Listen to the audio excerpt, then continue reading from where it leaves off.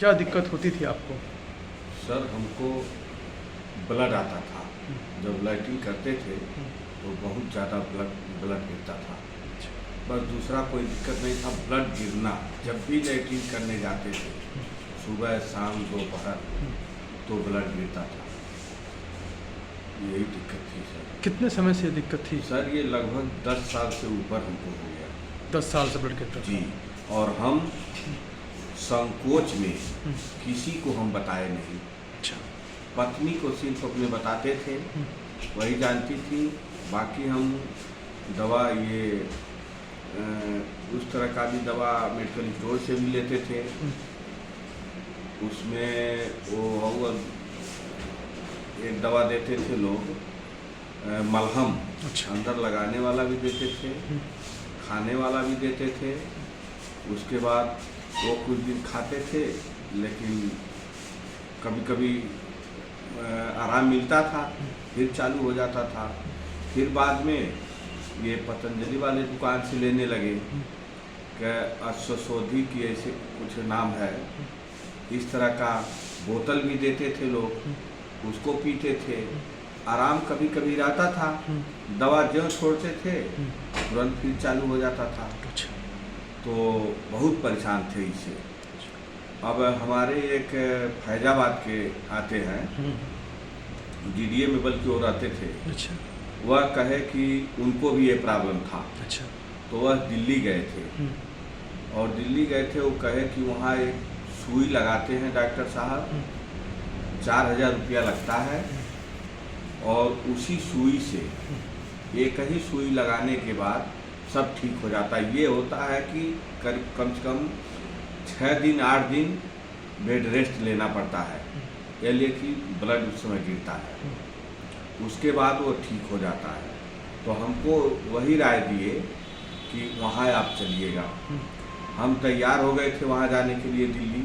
हम कहे ठीक है। ऑपरेशन के लिए आप तैयार हो गए थे? जी। ओके। लेकिन हम बीच में हम कहीं चले गए उत्तराखंड, तो फिर सोचे हम कि उधर से अब आएंगे तब चलेंगे। तब तक एक हम लोग अपना पूरे शरीर का जांच कराए, हम और हमारी पत्नी। तो जब जांच कराए तो जो जांच करने वाले थे ये संगम चौराहे पर हैं। अच्छा। अच्छा।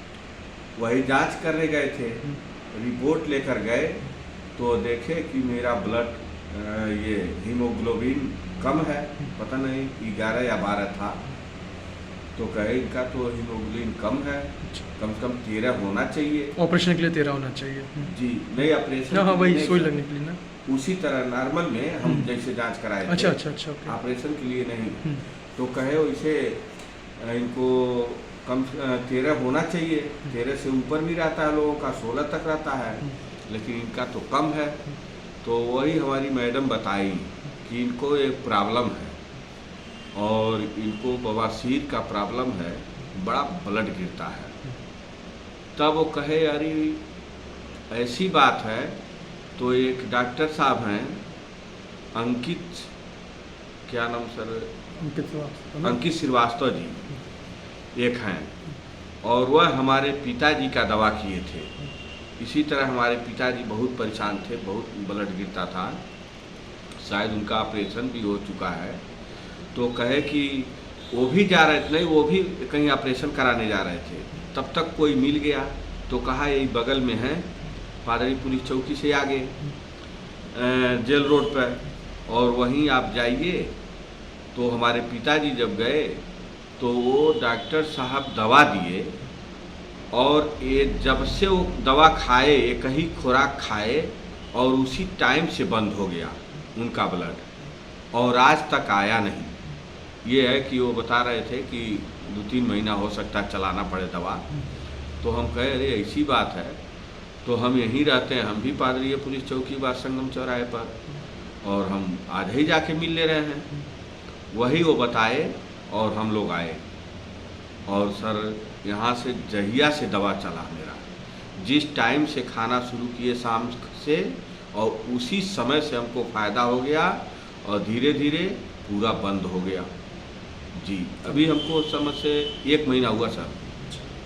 बीच में हम दवा भी नहीं खा पाए, जैसे हमारे पिताजी एक्सपायर कर गए अच्छा गैप हो गया। तो हाँ, तो उसमें गैप हो गया दवा।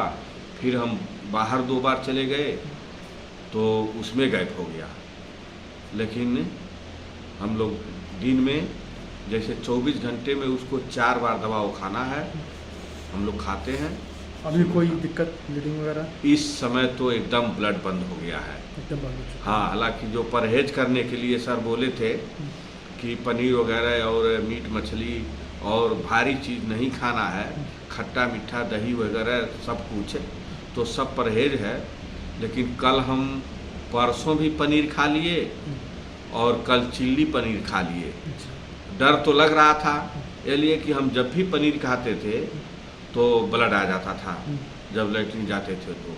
लेकिन परसों चिल्ली पनीर खाए तब भी लैट्रिन गए तो नहीं आया, कल चिल्ली पनीर खा लिए, कल भी आज लैट्रिन गए तो नहीं ब्लड आया।